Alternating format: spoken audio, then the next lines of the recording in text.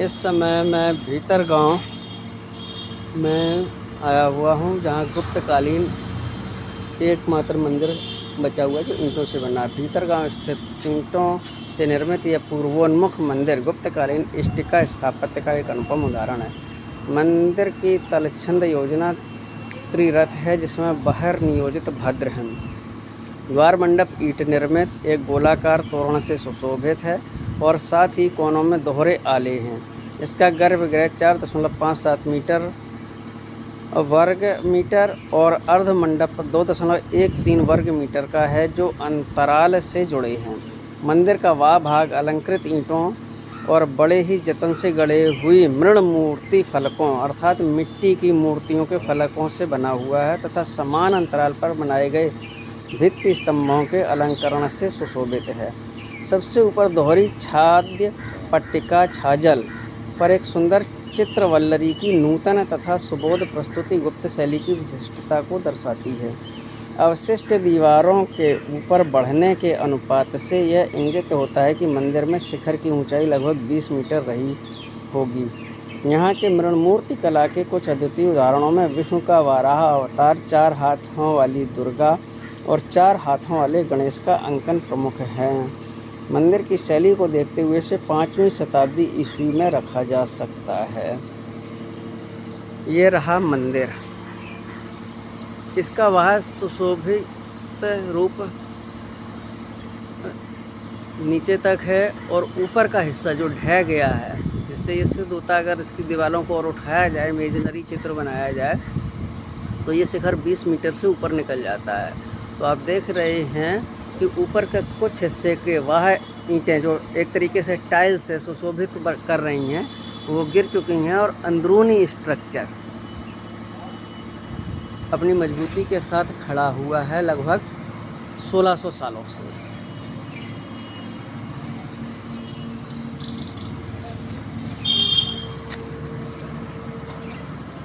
अब ये देखिए, इस ASI का कारनामा देखिए। सामने आपको एक मूर्ति दिख रही है जो खंडित हो चुकी है और उसके निचले हिस्से में कितनी बुरी तरीके से सीमेंट भर के उसकी मरम्मत की गई है। उसे इस तरीके से भी छोड़ा जा सकता था। ये तो आतताइयों द्वारा भग्न की गई मूर्तियाँ। इस मंदिर के अंदर कोई भी मूर्ति नहीं है किसी भी भगवान की। ऊपर एक वल्लरी बनी हुई है जिसमें इस समय सिर्फ 2 मूर्तियां हैं। एक गज सबसे कोने पे एक पुरुष है, उसके बाद गज युद्ध का एक दृश्य है, गज से युद्ध हो रहा है। बाकी मूर्तियां सब टूट गई हैं। उसके बाद एक अलंकरण दिखाई दे रहा है।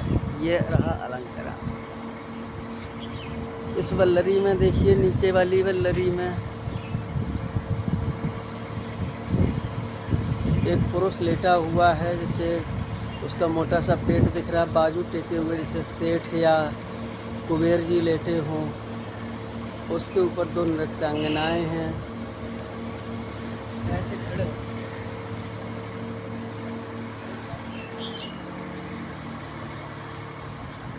जो इसकी वल्लरी बनी हुई है वो सेम इस तरफ भी बनी हुई है। ये देखिए ईंटों की कितनी सुंदर नक्काशी, बेगजब नक्काशी जो ईंटों पर ही की गई है। इधर आ जाओ, सामने है।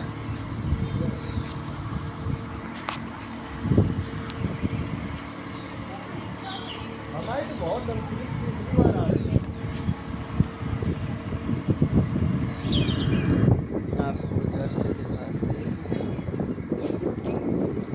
कितनी सुंदर ईंटों की नक्काशी है, बेगजब बेजोड़। 5वीं शताब्दी की ये पकी हुई ईंटों का मंदिर, कहा जाए ईंट का एक लोहा लाट।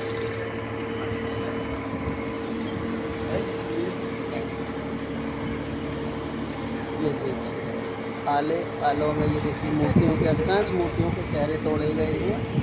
ये मुगल आक्रांताओं की निशानियाँ हैं और भारतीय भी कम नहीं है। ये ऐसा लग रहा है जैसे गज लक्ष्मी है या स्थिर, वो लक्ष्मी खड़ी हुई हैं, ऊपर से उनके ऊपर पुष्प वर्षा हो रही है। निकलने का ये देखो बना तो है छोटा सा रास्ता। अरे निकला है ना।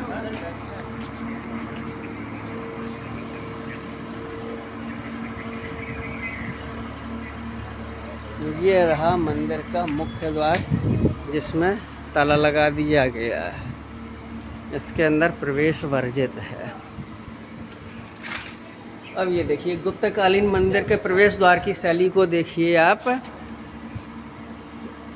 ये कुछ मौर्य कला से भी प्रभावित है और वर्तमान में लुटियंस जोन में जितनी दिल्ली है, Rashtrapati Bhavan, north block, south block, उन सभी के प्रवेश द्वार इसी शैली से निर्मित हैं।